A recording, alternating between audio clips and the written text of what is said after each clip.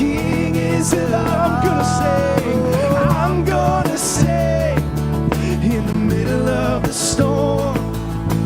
Louder and louder, you're gonna hear my praises roar. Up from the ashes, hope will arise. Death is defeated, the King is alive. Sing a little louder, sing a little louder, sing a little louder, sing a little louder. Oh, so we sing a little louder, sing a little louder. Oh, we're gonna sing a little louder.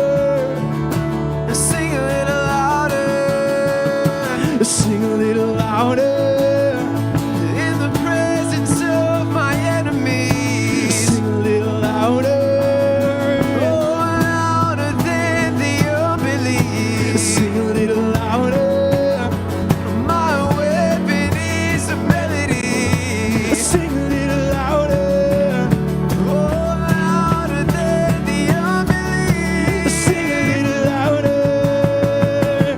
I'm gonna sing in the middle of the storm. Come on, louder and louder, you're gonna hear my praises roar. Up from the ashes, hope will arise. Death is defeated, the King is alive. So I'm gonna sing in the middle of the storm. Louder and louder, you're gonna hear my praises roar. Up from the ashes, hope will arise. Death is defeated, the King is alive. It was December of 2018 that my wife and I were having a meal with her uncle Danny and Aunt Mel. We knew Danny and Mel for a long time, and in fact, for the first 5 years of our marriage, I really didn't know who Danny was, but Danny ended up becoming kind of like the third set of parents to us, Danny and Mel, and a third set of grandparents for our kids. They forced their way. They were like, you're going to love us, and they did. They just loved us, and they kept loving us. And we became very close, and we would see them multiple times a year. And that evening in December, Danny just was acting strange. He was acting kind of weird. And then we found out later why he was acting weird is because he had a tumor about the size of a tennis ball on his head, and it was cancerous. And we knew this, and Danny began to have treatments and radiation and chemo, and they said 6 months to live. But Danny lived 18 months, and he died this past week.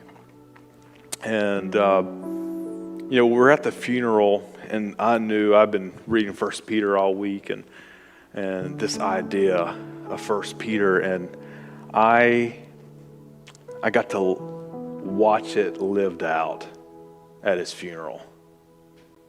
That the hope that Danny had, he lived with this living hope, and that he fought the good fight with this living hope, and he had such trust and confidence. In fact, on his desk that he wrote out on a sticky note the day he found out, he wrote the idea, he said, "I am healed." And on Tuesday, he was healed. Because the Saturday before, we went to visit him, and he was laid up in a bed, and this was a very strong man, and he couldn't walk, he could no longer talk because the tumor had taken over his brain. He could barely open his eyes.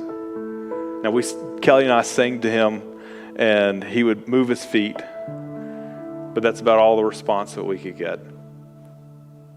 And during the funeral, we heard this idea, and it reminded me of something I had the privilege of preaching at the graveside, and I wrote down this note. But when the kids, he had 4 children, and they would get up and they would tell them the same story.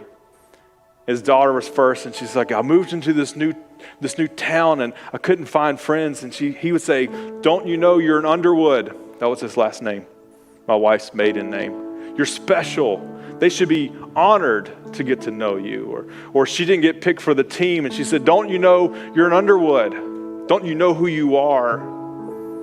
Or something wasn't going right at work for one of the guys, one of the sons, or something was going wrong in life, or his fiance had left him, and he said, don't you know who you are? You're an Underwood. You're special.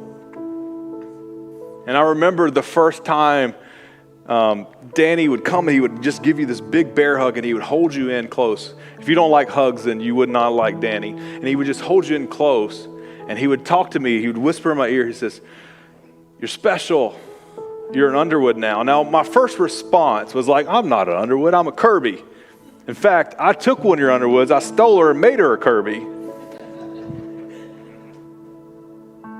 But as I learned to know who he was, and I saw the way he lived and how much he loved everyone and what he did, even in his insurance business, the way he did his business was so he had an opportunity to share Jesus with people.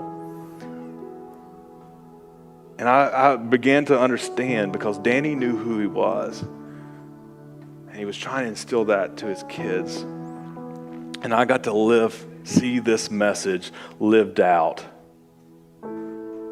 Peter saying, don't you know who you are? You have this new life. We have this living hope, this confidence. Don't you know who you are? You belong to God, and only God can take away this hope. He guards the hope himself. Yes, you're going through trials and persecution, and you're going through difficult times, and things are uncomfortable for you right now. But you're going to be tried and tested, and you're going to be like pure gold when you come out of this. Your faith will be pure and genuine. Don't you know who you are? Today, I want to challenge you. Those of us who have been redeemed, I want to challenge you. Don't you know who you are? But those of you who do not have this living hope, I want to challenge you to join me in this living hope today.